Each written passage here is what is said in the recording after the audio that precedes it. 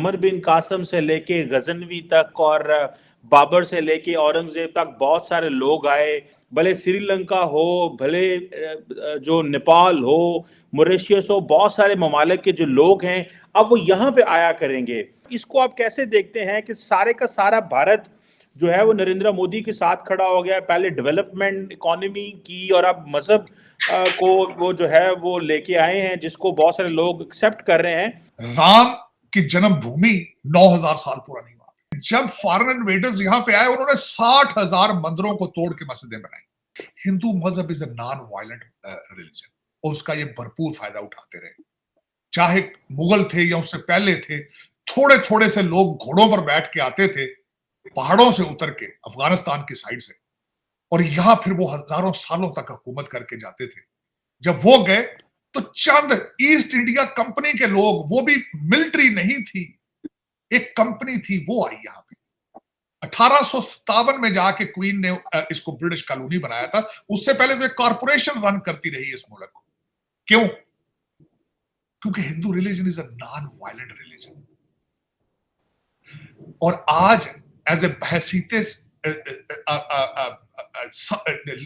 Citizen of a subcontinent, आज अगर ये टाइम आ चुका है कि इतने अरसे के बाद सब कॉन्टिनेंट राइज कर रहा है पूरी दुनिया पे, तो मेरा ख्याल है मुझे उसमें उनकी खुशियों में शरीक होना चाहिए। एक तो ये है। अब दूसरा, ऐसे मैं एज अ लॉ स्टूडेंट इसका एंगल बताना चाहूंगा। यहां पे मैं ये भी बल्कि मेंशन करना जरूरी है, लोग इसको ज्यादातर कवर नहीं कर रहे, इस चीज को बिल्कुल नहीं बता रहे हैं। वो 1859 तक दोनों मजहब वहां पे इकट्ठे इबादत करते रहे। इसको ब्रिटिश लोगों ने सेपरेट किया था। और इस वक्त कई लोग ये समझते हैं कि ब्रिटिश पॉलिसी जो ये थी कि डिवाइड एंड रूल किया जाए, तो उन्होंने हिंदुओं और मुसलमानों में ज्यादा डिवीजन को उन्होंने इंक्रीज किया। ये भी एक थ्योरी है इसमें। और फिर उसके बाद इससे अगली स्टेज पे चलें तो हाई कोर्ट ऑफ इलाहाबाद से ये चीज शुरू हुई। उसके बाद ये सुप्रीम कोर्ट में गई। सुप्रीम कोर्ट ने 90,000 डॉक्यूमेंट्स जो है एज एविडेंस 8 जबानों में पढ़े हो, तब उन्होंने कंक्लूड किया कि this was a birth place of Ram. ठीक हो? उसके बाद फिर उन्होंने वहां से 25 किलोमीटर दूर एक फासले के ऊपर एक जगह दी है जहां पे उन्होंने कहा कि आप अपनी मस्जिद बना लें, और वहां पे बना रहे हैं मस्जिद। बल्कि यहां पे आपको इंकशाफ ये करूंगा कि लोग नफरतों में आते हैं तो बहुत ज्यादा आगे चले जाते हैं। मैं समझता हूं कि बहुत गलत बात है। This is a 21st century. इस सेंचुरी के अंदर नफरतों की, अग्रेशन की, दहशतगर्दी की गुंजाइश मौजूद नहीं है। जब मैं पढ़ रहा था इसके बारे में, उस मस्जिद को बनाने वाली कमेटी के जो हेड है शेख साहब, इस बीजेपी के मेंबर है। तो ये जो लोग ज्यादातर समझते हैं कि शायद BJP is anti Muslim, anti Islam और सब कुछ, ये भी एक प्रोपेगेंडा है मेरे ख्याल में। अब इससे आगे चलते हैं कि अयोध्या के अंदर वहां पे एक बड़ा, सबसे बड़ा मंदिर बन रहा है, इसमें कोई शक नहीं है। $140 मिलियन उसमें लग रहे हैं। 7,000 लोगों को वहां पे बुलाया गया है। 3 लाख से 5 लाख लोग उस सेरेमनी के अंदर हैं मौजूद, और वहां पे 1 लाख यात्री पर महीने के वहां पे उसको वहां पे आया करेंगे। वहां पे इंटरनेशनल एयरपोर्ट बन रहा है। मैं आज सुबह आपके सेगमेंट से पहले ये सुन रहा था कि वहां पे 1 लाख रुपया पर नाइट होटल चार्ज कर रहे हैं अयोध्या के। और वहां पे एक vast majority of Muslims they are living there as well. अब मैं उस पर जो एज ए पॉलिटिकल साइंटिस्ट इस लेंस से बात करना चाहूंगा। कल 2 बड़े लिबरल मीडिया आउटलेट्स को मैंने पढ़ने की कोशिश की, अफसोस हुआ मुझे, बीबीसी पे और सीएनएन। दोनों ने ये पिक्चर ड्रा करने की कोशिश की है कि मुसलमानों को बहुत बुरे तरीके से उस एरिया के अंदर ओप्रेस किया जा रहा है, डिप्रेस किया जा रहा है, वो अपने घरों में छुप कर बैठे हैं, डर रहे हैं। मेरे ख्याल में ऐसी बात नहीं थी।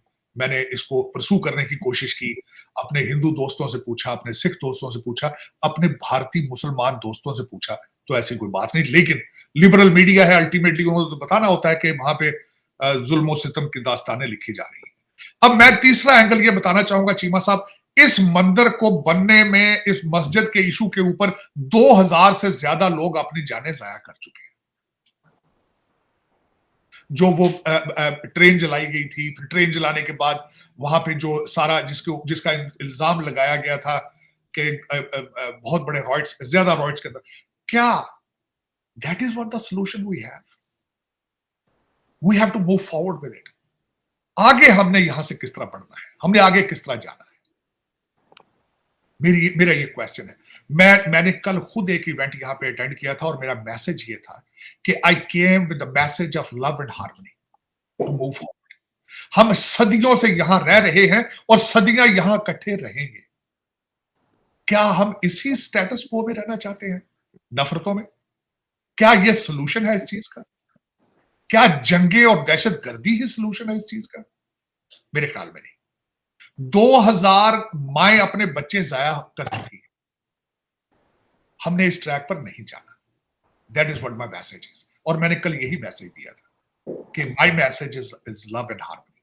अब दूसरा उसमें चीमा साहब, मैं समझता हूं कि जिस तरीके से आपने खुद देखा होगा कि India is rising, no question about it. उनकी फॉरेन पॉलिसी आप देख लें, जयशंकर साहब का ईरान का दौरा, मास्को का दौरा, फिर उसके बाद डेवोस वो चले गए वहां से, और जिस तरीके से उनकी इकोनॉमी ग्रो कर रही है, आपने देखा होगा बोइंग ने, जिस तरह हमने पिछले सेगमेंट में कहा था, the biggest campus after USA they are building there in Bharat के अंदर। और उसके बाद उनका फ्रेंच प्रेसिडेंट का जाना उनके 26 जनवरी को वहां पे। और मैं समझता हूं कि India is rising, is no question about it. और उसमें मेरे ख्याल में the way the Muslims and the way the Pakistan need to move forward with it to normalize the relationship and start the trade with that.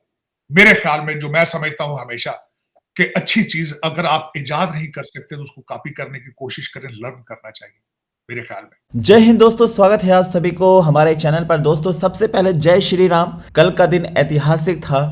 भगवान राम हमारे 500 वर्षों बाद अपनी जगह पर वापस पहुंचे हैं। वहां पर भव्य राम मंदिर बना है और पाकिस्तान ने राम मंदिर प्राण प्रतिष्ठा की निंदा की है। पाकिस्तानी विदेश मंत्रालय ने एक बयान जारी करके कहा है कि हम अयोध्या में राम मंदिर के उद्घाटन की निंदा करते हैं। यह मंदिर बाबरी मस्जिद को तोड़कर बनाया गया है। पहली बात तो पाकिस्तान को यह समझ में आना चाहिए कि तुम्हारा अस्तित्व भी हमारी जमीन पर बना है और जिस दिन चाहेंगे उस दिन तुमको तोड़कर अपनी जमीन भी वापस ले ली जाएगी। किसी भी देश को किसी भी देश के आंतरिक मामलों में बोलने का बिल्कुल भी हक नहीं है और पाकिस्तान को तो खैर बिल्कुल भी नहीं है। और अभी तो इंतजार और करो, अभी जितने मंदिरों पर मस्जिदें बनी हैं उन सब को तोड़कर कहीं ना कहीं मंदिर वापस स्थापित किए जाएंगे। ये नए भारत की नई शुरुआत है और भारत के लोग अपने अस्तित्व को पहचान चुके हैं। उनको समझ आ गया है कि उनके साथ कितना बड़ा धोखा हुआ है, लेकिन जो हुआ सो हुआ। आने वाली पीढ़ियां जरूर इसको साधेंगी। जय श्री राम।